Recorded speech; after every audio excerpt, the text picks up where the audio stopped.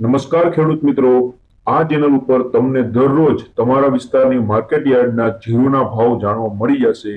દરરોજ વિડીયો મળતો રહે એટલા માટે ચેનલને સબસ્ક્રાઇબ કરી લ્યો। હવે આપણે જોઈ લઈએ જીરુના ભાવ।